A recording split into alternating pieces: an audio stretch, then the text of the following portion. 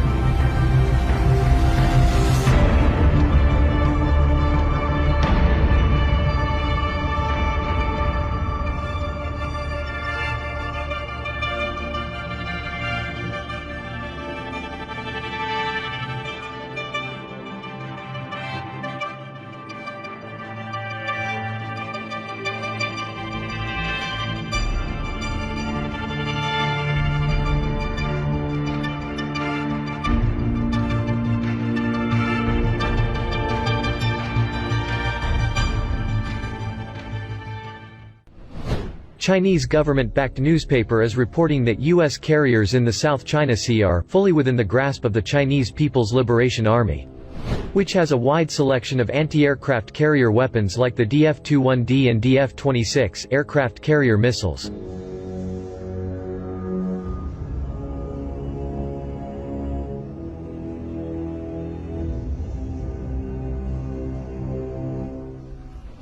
The Chinese report comes in response to U.S. dual-carrier training operations in the region using the USS Ronald Reagan and USS Nimitz. The U.S. drills involved decided efforts to prepare for the possibility of a coordinated, multi-carrier attack. These types of operations succeed by virtue of elaborate networking, and command and control and air confliction efforts. They also deliver a massive advantage to maritime attack options by, essentially, doubling firepower, surveillance potential and weapons capability. Not only would a dual-carrier attack option extend the Navy's ability to hit inland targets to a larger extent, extend target searching dwell time and enable coordinated multi-platform strikes, but they also greatly improve destroyer and cruiser-launched missile attacks. Each carrier strike group consists of a carrier, cruiser and 2 destroyers, bringing a large, integrated combination of sea-launched assets. Also, perhaps of greater importance, the Chinese claim that U.S. carriers are extremely vulnerable as a question open to debate and varied interpretation. The missiles are reported to have ranges as far as 900 nautical miles and have been considered a significant threat to U.S. carriers. At the same time, U.S. Navy leaders have been clear that U.S. carriers are able to operate where needed at any time. There are a range of factors to consider with this. First, the reported range of these kinds of Chinese carrier-killer missiles does not present as serious of a threat to closer-in carriers unless it has precision guidance systems and an ability to hit moving targets. Also, while much is naturally not discussed for understandable security reasons, the U.S. Navy continues to rapidly advance new technologies improving its layered ship defense systems.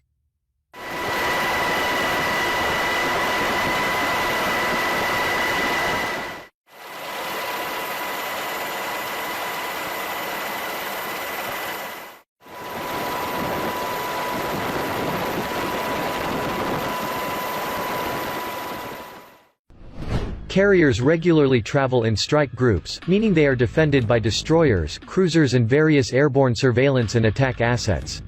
Secondly, the Navy continues to make rapid strides arming its surface ships with new laser weapons and advanced EU systems likely to jam incoming missiles, stopping them, destroying their trajectory or simply throwing them off course. Furthermore, the Navy's layered defense system not only includes new longer-range aerial, space and ship-based sensors, but deck-fired interceptors that continue to receive software upgrades for improved accuracy. For instance, the Navy's SM-6 missiles and evolved Sea Sparrow Missile Block II are now engineered with software and sensor upgrades which enable them to better discern and destroy approaching, moving targets. SM-6 technical upgrades, for example, engineer a dual-mode seeker into the weapon itself which enables it to better distinguish moving targets and adjust in flight to destroy them.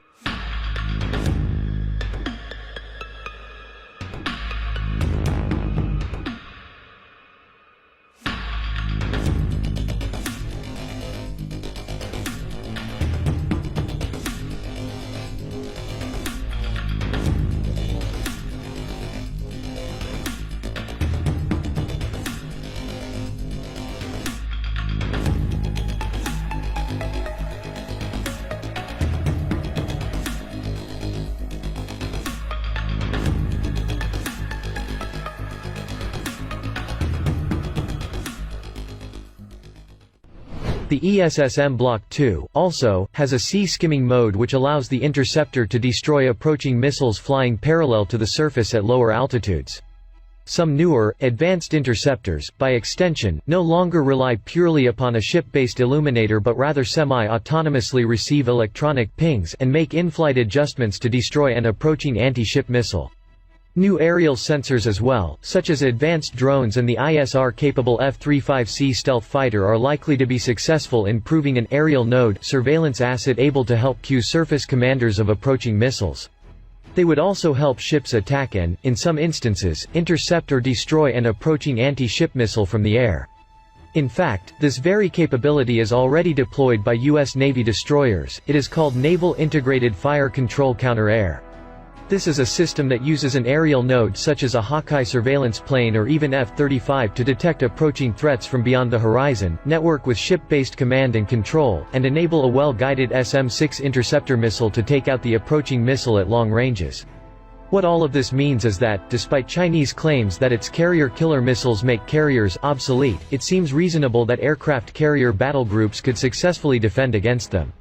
This would be particularly true should carriers be flanked by well-armed DDG-51 destroyers. Perhaps these factors may be part of why U.S. Navy leaders continue to say its carriers can successfully operate wherever they need to. Finally, successful intercept of 900 nautical mile anti-ship missiles may prove to be less pressing with the arrival of the carrier-launched MQ-25 Stingray refueler which, at very least, promises to nearly double the attack range of deck-launched fighters such as the F-35C and F/A-18 Super Hornet.